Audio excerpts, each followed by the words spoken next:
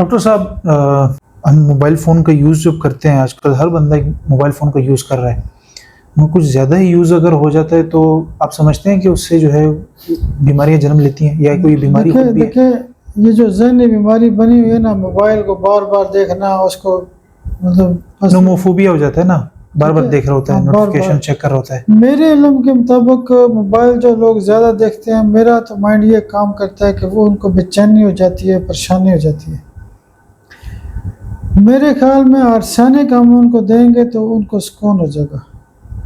अच्छा वो देखते हैं जी अभी किसी का मैसेज नहीं आया, कोई और ये ज़हन नहीं में है। हर वक़्त एक बात तारी यानी होती है कि यानी ज़हन के अंदर एक खलश मौजूद होती है, एक बेचैनी मौजूद होती है कि ये देखूँ, वो देखूँ, ये ख़ास चेक करूँ। करके तब होती है बंदे को जब अपना कोई बंदा कंटेंट या कोई भी पोस्ट लगाता है, उस टाइम के बाद से फिर बंदे के ज़हन में जो देखिए एक देखिए कई लोग ऐसे होते हैं कि वो उनको ना बेचैनी होती रहती है, हाँ, पता नहीं बेचैनी स्टार्ट हो जाती है खुद मैसेज से। नहीं आ गया, पता नहीं उसका मैसेज ना आया हो, ये देखो मतलब वो खाम-खा मतलब मोबाइल को देखिए घंटा 2 तो हर बंदा ही देखता है, डेफ़िनिटली। लेकिन एक बंदा ऐसा होता है कि वो बस मोबाइल बैटरी ख़त्म हो जाती है, लेकिन उस बंदे का जो ज़हन की कैफ़ियत होती है ना, उसकी बेचैनी ख़त्म नहीं होती।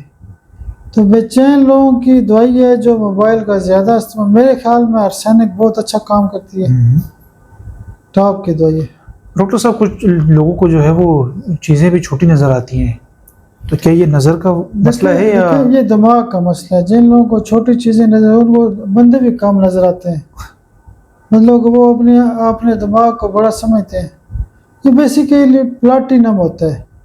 हाँ, इसका देखें ना बड़ा असर है बॉडी के ऊपर कि कई लोग कहते हैं कि डॉक्टर साहब मेरी आँख छोटी महसूस होती है, कोई कहता है मेरा बाजू छोटा महसूस होता है।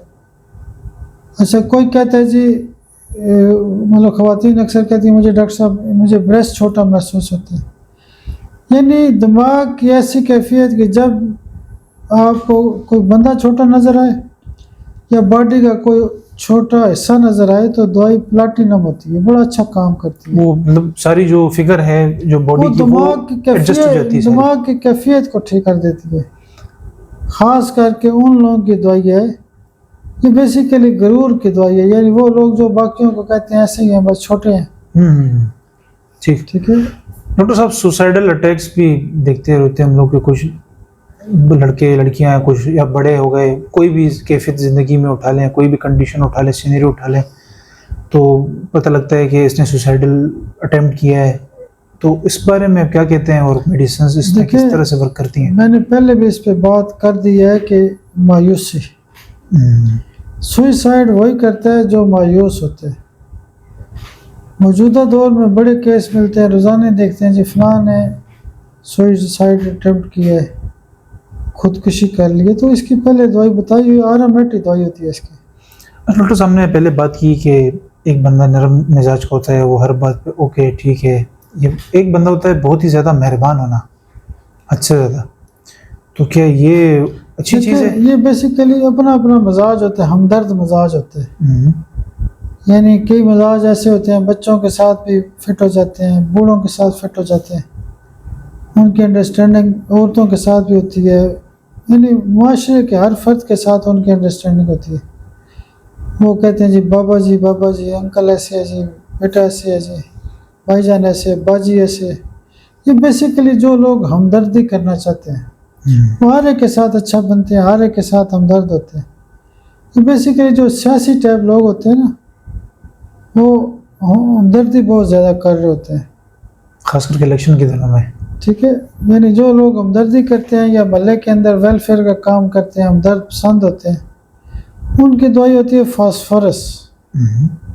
फास्फोरस का जो मरीज़ होता है वो हमदर्दी पसंद करता है। डॉक्टर साहब, कुछ लोग जो है वो देखा है मैंने कि वो किसी चीज़ को छूने से भी डरते हैं। तो मैं भी बड़ा हैरान हुआ कि ये तो कुछ नई चीज़ आ गई है असल मार्केट असल में। में इसको फ़ियर ऑफ टच कहा जाता है कि मसलन कई लोग बस में भी बैठे होंगे तो कोई दूर से आ रहा है तो ऐसे क्लोज़ हो जाएँगे। यानी वो कहते हैं कि मुझे टच ना किया जाए।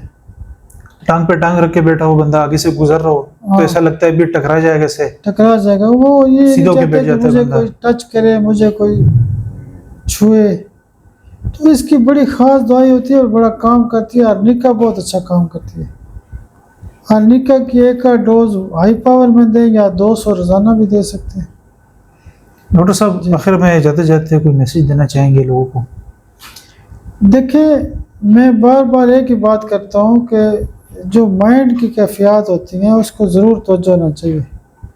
कई दफ़ा पॉजिटिव फैक्टर माइंड होता है। आप होम्योपैथिक सिस्टम को पढ़ें तो उसमें माइंड की बड़ी बड़ी चीज़ें मौजूद हैं, फियर्स के बहुत ज़्यादा नुक्ते मौजूद हैं। ठीक है, यानी माइंड को होम्योपैथी बड़ा अच्छा ठीक करती है। अब मिसाल के तौर पे एक बंदा, हम कहते हैं जिस्मानी बीमार है, ज़हनी बीमार है, अगर फ़र्ज़ करें किसी को दुख हुआ है तो वो तो दुख की दवाई खाएगा तो ठीक होगा। ऐसा ही है।